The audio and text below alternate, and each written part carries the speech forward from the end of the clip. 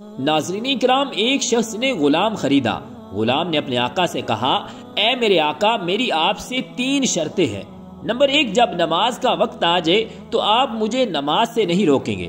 Number 2، آپ دن کو مجھ سے خدمت لیں اور رات کو آپ مجھے مشغول نہ رکھیں۔ نمبر 3، آپ میرے لیے ایک کمرہ وقف کر دیں، وہاں میرے علاوہ کوئی اور داخل نہ ہو۔ آقا نے اس کی تینوں شرطیں قبول کر لیں۔ غلام نے سارے گھر کا چکر لگایا اور ایک خالی کمرے کو پسند کر لیا۔ آقا نے غلام سے کہا، تو نے یہ خالی کمرہ پسند کیوں کیا ہے؟ غلام نے عرض کیا، اے میرے آقا، کیا آپ نہیں جانتے کہ خالی گھر اللہ تعالیٰ کے ذکر سے آباد ہو جاتا ہے؟ بس وہ غلام اس کمرے میں رات کو ذکر الہی میں مشغول رہنے لگا تو اس کے آقا نے کسی ایک رات شراب اور رقص و سرود کی محفل سجائی۔ جب آدھی رات ہوئی تو اس کے دوست یار سب چلے گئے۔ آقا اٹھا اور اس نے سارے گھر کا چکر لگایا۔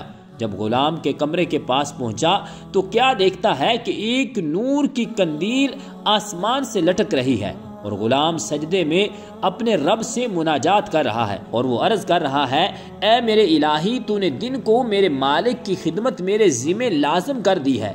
اگر میرے ذمہ یہ خدمت نہ ہوتی تو دن رات میں تیری ہی عبادت میں مصروف رہتا۔ اے میرے رب، تو میرا یہ عذر قبول فرما۔ مالک فجر تک یہ نظارہ دیکھتا رہا۔ اس کے بعد قندیل آسمان کی طرف چلی گئی اور چھت سے نور آنا بند ہو گیا۔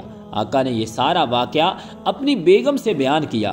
جب دوسری رات آئی تو آقا اور اس کی بیگم خالی کمرے کے پاس پہنچ گئے تو دیکھا چھت پر قندیل اسی طرح لٹکی ہوئی ہے اور غلام فجر تک مناجات کرتا رہا۔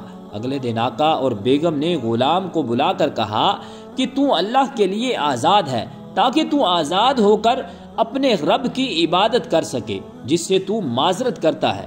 ان دونوں نے غلام کو اس کی کرامت سے آگاہ کیا جو انہوں نے رات کو دیکھی تھی۔ جب غلام نے یہ سنا تو دونوں ہاتھ اٹھا کر رب ذوالجلال کی بارگاہ اقدس میں عرض کی، یا الہی، میں نے تجھ سے عرض کی تھی کہ میرا پردہ اور حال ظاہر نہ فرمانا۔ جب تو نے میرے حال کو ظاہر کر دیا ہے تو میری جان قبض کر لے۔ بس وہ مردہ ہو کر گر پڑا، اللہ تعالیٰ اس پر رحمت فرمائے۔ ناظرین کرام، اس سے معلوم ہوا کہ اولیاء اللہ ریاکاری اور نمود و نمائش کے قائل نہیں ہوتے۔ حضرت عصام بن یوسف رحمت اللہ تعالی علیہ ایک دفعہ حضرت حاتم اصم کی محفل میں آئے اور ان پر اعتراض کرنے کا ارادہ فرمایا۔